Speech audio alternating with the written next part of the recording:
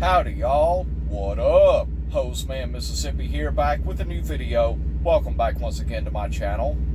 Of course, as always, before I get started, the pantyhose I'm wearing are Leg Sheer Energy medium support suntan pantyhose. I know I wear these pantyhose a lot. I like them, obviously. But anyway, I have decided that it's time for April 2022's Q&A video. That's right. I know it's the middle of the month now, and I said I would do Q&A videos towards the end of the month, but I have 5 questions for this month's Q&A. You know, I already have 5 questions for this month's Q&A, and I have time to do it. So I figured I may as well go ahead and do April's Q&A video. And also, I am dying to read and answer these questions. Okay, I'm dying to, especially some of them. But, of course, as y'all can see, I'm sitting in my truck. I am in the state of Pennsylvania right now, and I'm on a pretty good long break. Thank goodness, I needed it. I'm at a truck stop in Pennsylvania, and I'm going to be here for a total of over 30 hours. Thank goodness. But anyway, without further ado, let's jump right into this month's Q&A video. The first question. I've been meaning to explain this to y'all too. I'm sorry. But when I save questions, what I do is, when y'all post questions for Q&A videos, I take screenshots of them and I save them to my laptop. And then I name them, insert your name here, question, you know. And I name it by the person's YouTube username, and it's that person's question. And it saves on my laptop in alphabetical order. Okay, so I always ask and answer the questions in alphabetical order. But I do always get to everyone's question who posted. Or to everyone who posted a question. I always read and answer them. Okay, I just wanted to explain that to y'all. Now, without further ado, let's jump right into it. The first question comes from Ben Richards. And Ben's question is... Hold on. Ben's question is a little controversial. But it's not religious. It's not a religious or even a political question. Well, I suppose it could be political, but it is controversial. It's about COVID vaccine mandates. And so if you think you might get upset or offended by this question and answer, then turn the video off right now. I'll give you a second.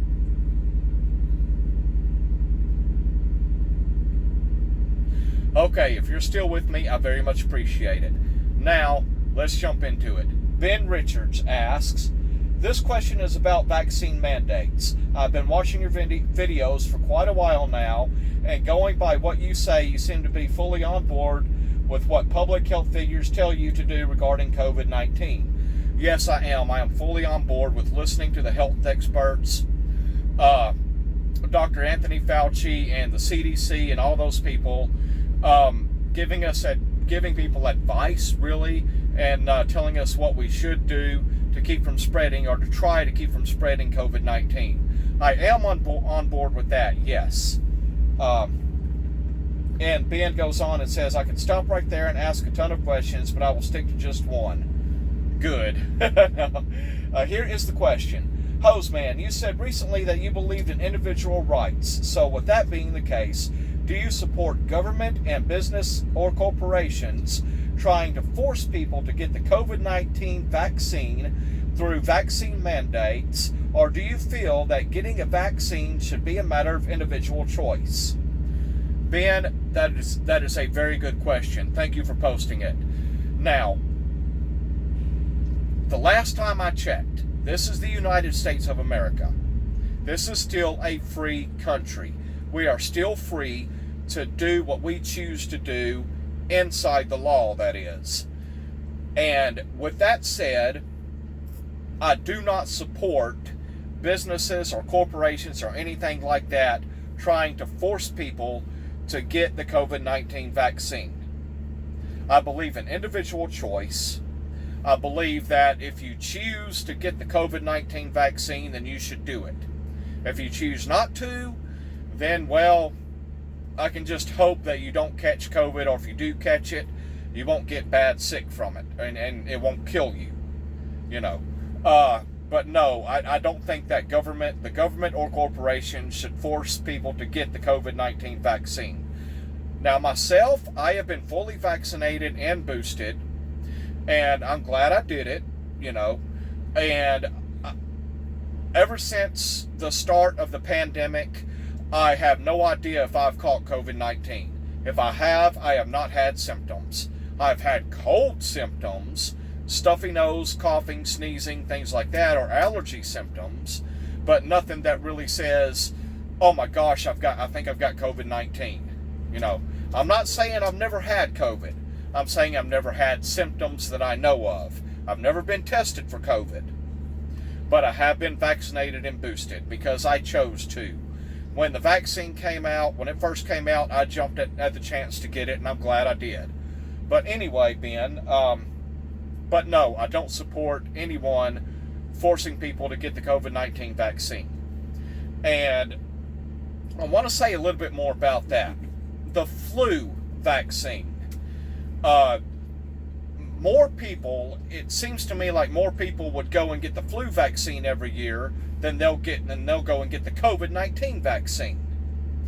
And people don't pitch a big hissy fit about the flu vaccine. They just go and get it every year. Well, I got my flu vaccine this year as well. But people don't pitch a hissy fit about that, so why do they pitch a hissy fit about the COVID-19 vaccine? I don't know. Anyway, I'm going to shut up about that. And Ben, again, thank you for your question. I hope I've answered it to your satisfaction. On to the next. John Luttrell asks, for next Q&A video, and this is not a hosiery question. That's fine. I am a bit older than you, I assume. I'm 38 years old, just so you know. When I drive even 75 miles or so, I get very tired. I used to be able to drive 15 to 18 hours nearly nonstop. My question is in two parts. One, is there a legal limit of time for 18-wheelers can drive without stopping? John Luttrell, thank you for that question. Thank you for that question. Yes, we do have a legal amount of time that we are allowed to drive. Now, I'm going to explain this to everyone, and I hope everyone understands. And this video is going to be a little long because some of these answers I have to explain. At least I feel I have to explain them. When a truck driver starts his or her work week, well, first of all, we all have electronic logs, every truck is supposed to have electronic logs in their trucks where we receive our load assignments, and it tells us really how much drive time we have. And we can also switch our duty status from, say, off duty to on duty, or from on duty to off duty, or to sleeper berth, BERTH, which is what I have my e-log on now. And when you go off duty, it stops your clock. Okay, but let me back up. When a truck driver starts out his or her work week, we get 70 hours total to be on duty or to be driving. 70 hours total for however long it takes to run out that 70 hours. It might take a week, it might take a little longer, it might take a little less than a week. It just depends on how long it takes to run out that 70-hour on duty or driving. If you put it on duty, if you put the e-log on duty, then it starts using up the 70-hour clock. If you're driving, it uses up the 70-hour clock. Now, on a daily basis, truck drivers get a total of 14 hours that we can be on duty, or we get a total of 11 hours in a 24-hour period that we can drive. We can only drive for up to 11 hours in a 24-hour period. And within the first 8 hours of driving, we have to stop for a 30-minute break. Now, all of this is DOT law. This is law set by the Department of Transportation. And, okay, within the first 8 hours of driving, we have to take a 30-minute break, and we're only allowed to drive 11 hours in a day. And we have to be stopped for at least 10 consecutive hours. That means the wheels not rolling at all, and the E-log either off-duty, showing off-duty, or in sleeper berth for a total of 10 consecutive hours. We have to get a 10-hour break. Now, once we are off-duty for 10 hours, then the 14-hour clock and the 11-hour clock resets. It resets once we've been off-duty or showing in sleeper berth for 10 consecutive hours. Now, I honestly didn't know that this was possible, but a couple of weeks ago, I drove within 11 hours. I drove a total of 708 miles within 11 hours. When I stopped for the night, I had 8 minutes left of my 11-hour driving. So I drove for 10 hours and 52 minutes and 708 miles. Now, my truck can only do 68 miles per hour with cruise control on, 65 miles per hour just on the accelerator pedal. And I didn't know it was possible I could drive that far in 11 hours, within 11 hours. But I did it. I drove, like I said, I drove 708 miles within 11 hours in a day. I was exhausted, to say the least, by the time I stopped. But anyway, now, about the 70-hour clock, in order to reset it, the truck has to be stopped and showing either off-duty or in the sleeper berth for 34 consecutive hours, at least 34 consecutive hours. That resets the 70-hour clock. Now, I hope, John Luttrell, I hope I've answered that question. Now on to the second part of your question. And second, if you are tired when driving, do you listen to music? If you do, what kind of music helps you? Personally, I like metal, like Metallica, Megadeth, etc. Do you? Thanks for your videos. Keep up the good work for men everywhere. Awesome, John Luttrell. Thank you for that, and thank you for that question. Well, sometimes I do listen to music, and the type of music I like are mostly oldies. I like oldies like the Monkees. I love the Monkees. I like some 70s Southern rock like Lynyrd Skynyrd. I listen to some Sister Hazel. And my favorite band of all time, my favorite rock and roll band, they were big back in the 1990s, is Creed. I love Creed. They're my favorite band of all time. I do listen to other music, but I'm not a fan of country. I'm not a big fan of heavy metal, although I could listen to it. I'm just not a big fan of it. And I don't like rap and R&B. I don't like that music at all. But to be honest, mostly I'll listen to radio news. I'll listen to either NPR or Fox News on the radio. I love listening to that stuff because, well, ever since COVID-19 hit and I started hearing about it back in early 2020, I was driving a truck at the time, and I was scanning the radio, listening for anything for any information on COVID-19. And at first I thought it was fake. I thought somebody had started something up online. But no, evidently, of course, I came to find out that COVID-19 isn't fake. But I was scanning the radio, listening for any information on COVID-19, and the radio landed on NPR. That's National Public Radio. They are a 24/7 news broadcasting radio station, and I love NPR. They're awesome. They're legit. Anyway, I'm sounding like an advertisement. My bad. But John Luttrell, I hope I've answered your questions. On to the next. Now, Kevin Nobles asks, I have a question for you. I personally know no guys who openly wear pantyhose. I have seen some few cross-dressers on Halloween, but that's it. I don't see too many guys who will admit to wearing pantyhose on the internet. You are one of the few. Very true. I feel that one reason is they feel they would be called gay or at least sissies for wearing pantyhose.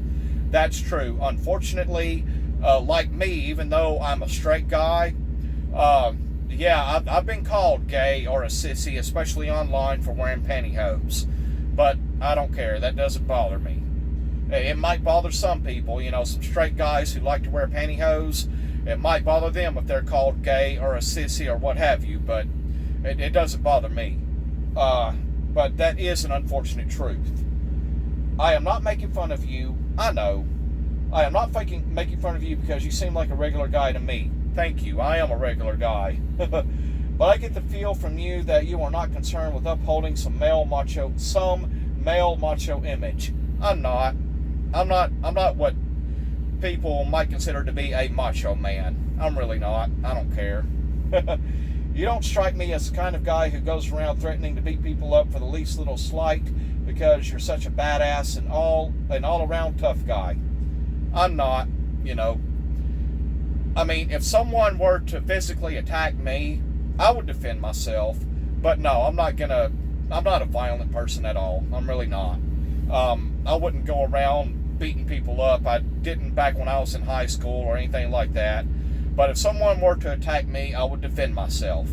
But I'm not a violent person.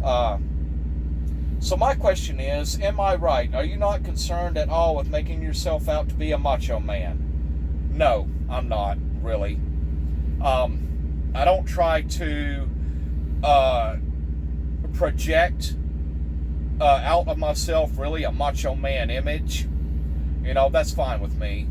I don't care. I don't try to be a macho man, and I'm not really a sissy either. I'm not a sissy, but I'm just a regular, average, overweight Joe who wears pantyhose. But anyway, if so, maybe that's one reason you are open about wearing pantyhose. That, I am sure, is an unfair stigma that a guy is gay or sissy because he wears pantyhose, but it's out there nonetheless. Very true. By the way, I'm not insinuating that you are unmanly or effeminate, as you don't seem to be. I'm just saying that you don't seem to care about being thought of by some as unmanly for wearing pantyhose. Thank you for your question and comments, Kevin. I appreciate it. But yeah, you're absolutely right about that. Yeah. And that's all I can say because this video is beginning to get long enough as it is. But Kevin, thank you very much. I appreciate it. I hope I've answered your question. On to the next. Lawrence T. West asks, Lawrence T. West asks, do you ever paint your toenails? No, I don't. I do not care to paint my toenails. Chuck Liddell, Iceman UFC, does his. That's fine. If men want to paint their fingernails or toenails, that's fine. Whatever they're happy or comfortable with. I've got no problem with that. I've seen some guys having their fingernails painted black. Or if some guys want to paint them red or pink or purple or whatever color, it doesn't matter to me. Whatever floats their boat, whatever people are comfortable and happy with, that's fine. But it's not for me. Painting my toenails, or fingernails for that matter, is not for me. Okay? All right, Lawrence, I hope I've answered your question. On to the next. William Ben... No, not William Ben. I'm sorry. I apologize. William Bun Leung. I cannot pronounce your name. I'll just call you William, okay? Anyway, William asks, for next Q&A video, how to respond to verbal reaction when wearing pantyhose in public. Well, I don't care. Nonverbal reaction like looks or stares. But regarding to verbal reaction like screaming out loud, I am a bit nervous. Okay, I'm just going to stop right there. I'm not going to read the whole thing. But William asks how to respond to verbal reaction when wearing pantyhose in public. Well, I've only gotten, as far as I know, I've only gotten one verbal reaction to wearing pantyhose in public. I've shared that story in my channel before. It's somewhere in my videos. And one person that I've noticed saw my legs one time when I was wearing blue tights. I was at Walmart. One person noticed and kind of smiled but didn't say anything. But how to... If you're a guy and you wear pantyhose in public and someone responds to you or verbally or asks you why you're wearing them, or if they laugh at you, if they ask you why, then just, if you're brave enough, then just answer them. Tell them why you're wearing pantyhose. You can, whatever your reasons are, whether it be for medical or you just like the look and feel, for comfort or for warmth, it's up to you. If you want to answer their questions, then answer them. But if someone is laughing at you, making fun, or pointing, laugh back at them. Find some reason to laugh back at them. That's what I would do. Or you could just ignore them and walk away and go on about your business and let them have a good laugh and let them go on about theirs. I know it would be embarrassing for someone to laugh at you. It would be embarrassing for anybody to get laughed at. But that's the best I can come up with, the best answer I can come up with. Just kind of go with the flow.